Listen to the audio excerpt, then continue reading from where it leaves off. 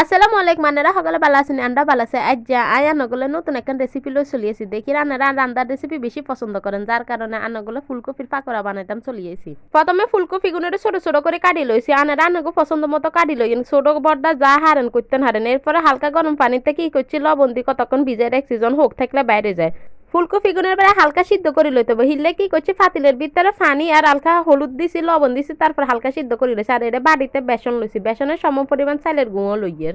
চাইলের গুঁড়ি সবসময় হাতের কাছে থাকে না দিলেও চলবো বেসন দিয়েও বাজি করিয়ে লাইতে মারবেন কিন্তু কত হচ্ছে চুলা কমাই দিয়ে মুসমুসে করতে হবে নাহলে কিন্তু আবার নরম নরম হয়ে যাবে নরম নরম লাগলে স্বাদ লাগতো না হরে করবেন কি রেসিপি দিচ্ছে আন্নগো ঠিক মতো হয় না বুঝছেন আর রান্নাটা যদি বানান অবশ্যই আর মন মতো হইলে কমেন্টস করে জানাতেন হারবেন এবারে দোনো গানের বালা করে মিশাই এবারে দিয়ে লাইছি লবণ হলুদ মশলা গুঁই মরিচ বিট লবণ আর আদা রসুন এটা আর পরিমাণ কইয়ে না কারণ যেদুরি গুঁই আর আয় বেসন দিছি ইদুরি আনারা নাও দিতেন হারেন কম বেশি হইতো আর হিলা আনারা বুঝি বুঝি দিয়ে লাইবেন এবারে সবগুলোরা ভালো মতো মিশিয়ে নেবেন মিশাই নি তারপরে কিরবে নর্মাল পানি আছে না নর্মাল পানি দিয়ে গুলতে থাকবেন। আমাদের চ্যানেলে ভিডিওগুলো যদি ভালো লাগে অবশ্যই কিন্তু চ্যানেলটি সাবস্ক্রাইব করে আমাদের পাশে থাকবেন লাইক আর শেয়ার করতে ভুলবেন না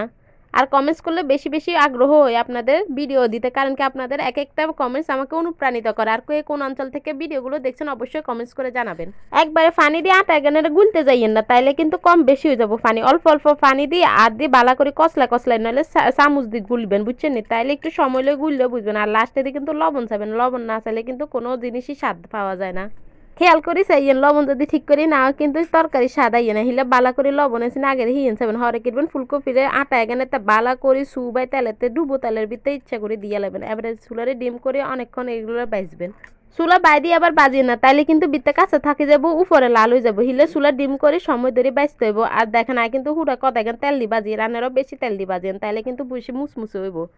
কতক্ষণ হর কিন্তু উল্টায় পাল্টাই দিয়ে নাহলে এক সাইড লাল হয়ে যাবো আরেক সাইড সাদা থাকি যাবো আনগরে কিন্তু এই রেসিপিতে ব্যাগ খুলি খুলি কইয়া তারপরে যদি আপনারা না বুঝেন আর যারা নতুন রাঁধুনি হেতারা হেতে নতুন শিখি লইয়েন কিন্তু আর কাছে দেখে রাঁধতে যাবেন এবারে কম বেশি হয়ে গেলে আর গাই নেবেন তো আপনারা আর গাইলেন দেখবেন আপনারা যে জানে যে রান্না বান্না করে হেরা আগে দিয়ে গাই নেবেন আপনারা যদি আর কাছে আরো নতুন নতুন রেসিপি জানতেন চান অবশ্যই কিন্তু কমেন্টস করবেন আর আপনারা কমেন্টস করলে আতে অনেক ভালো লাগে।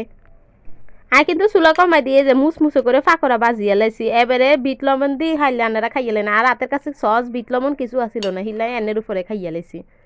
আজকের মতো ভিডিও এই পর্যন্ত আল্লাহ হাফেজ যদি ভালো লাগে অবশ্যই কিন্তু চ্যানেলটি সাবস্ক্রাইব করবেন লাইক করবেন শেয়ার করবেন।